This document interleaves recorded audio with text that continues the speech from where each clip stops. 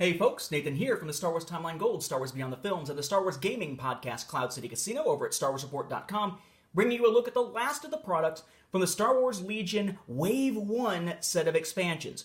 We've already looked at the core set. We looked at the dice pack. We looked at the little pack with the extra range, ruler, and maneuver tools. And we looked at the 5 other expansions so far, 4 of which just mirrored something back in the core set. That was the AT-RT, the 74Z speeder bikes, the Stormtroopers, and the Rebel Troopers. Last time, we looked at the T-47 Airspeeder, which was the first not to mirror something in the core set, but that was for the Rebels, and that upped the price from $25, as was the case with the other unit expansions, to $30. Now, we come to the Imperial side with the one we've all been waiting for, the AT-ST. Before we look at the Mini, a couple of notes here. Its little sheet for once includes some new rules, and unlike all the others that just kind of show you approximately where the pieces go, this one actually has to tell you how to put it together. Yes, you're putting this together. It's actually not nearly as difficult, I found, as putting together the speeder bikes, though, because the pieces are much bigger. There's just more of them to put together. Now, as far as our other items go before we look at the Mini itself, we've got our unit card, we've got our order token. This is heavy, just like the T-47 was considered a heavy. We have our aim and dodge tokens, our vehicle damage tokens, again for just damaged, disabled, and weapon destroyed. 2 1-count wound tokens, 3 3-count wound tokens, our proof of purchase, and this time 6 rather than 5 or less upgrade cards. 3 of them directly relate to the weapons that you can optionally put on here that we'll take a look at. The DW3 concussion grenade launcher, the 88 twin light blaster cannon, the AT-ST mortar launcher, and then we've got General Weiss, or Weiss, right, carrying over from Imperial Assault, our long-range comlink, and then we have our comms jammer. Long-range comlink is in the core set. Comms jammer is not, but it's been in several, in fact 3 out of the 5 we've looked at so far of the expansions. Basically all the ones that are vehicles of some kind have had comms jammer packed in with them. Now, the AT-ST itself, you notice it's got weapons here on the side. They come with little teeny tiny plugs in case you don't want to put certain weapons on it. Okay, so you have 2 weapons, one on each side. That is the grenade launcher and the blaster cannon that you can basically just decide whether to put on there or not. There is another one you can optionally put on, but you do have to mount it. So we'll take a look at those here as we check it out. So here is our Mini. And I say Mini, but from a size standpoint, here's a regular guy.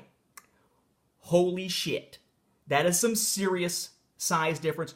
I am going to do a separate video that compares the size of the individual troopers and things like the AT-ST to their comparable components in Imperial Assault for those who are curious about them and have been asking. Just know that this is more of a product look. We're not going to look at anything compared to Imperial Assault just yet. So here's our giant AT-ST. Lots of different pieces, multiple pieces to put the legs together, the feet. You're all going to mount it to its base. You can move it. There's movable pieces in here that you can rotate as long as you don't glue them. You just stick them in like I did, so you could theoretically do it. But then you can choose whether or not you're going to actually glue the feet down. I chose to do so I'll be able to move it around a tiny bit, but not much. I just didn't want to limit it in my first time of actually putting something this big together.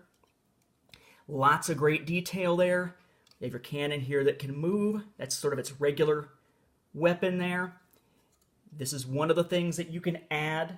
Okay, this is a grenade launcher here. That could have a plug instead of the launcher. Here's your blaster cannon. Rotates also, as long as you don't go through and glue the sucker in place. That's another optional one, or put in the plug.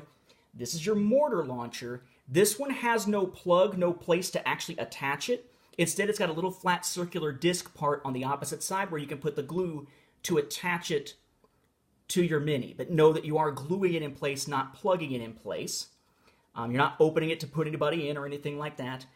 It is designed in here, so theoretically you can angle this head at any angle you want and you can rotate it, but it's not just going to stay there. It'll fall off if you just let it sit there. So you are eventually going to glue it into place, but you can sort of choose which direction it's looking. Basically, it is a posable, pretty heavily posable, Mini that once you've chosen a pose, you pretty much lock into place. But again, if you don't go through and glue it, you can take off the side weapons if you wanted to replace them with those plugs. But a nice large mini here for Legion. But again, you are going to pay for that size.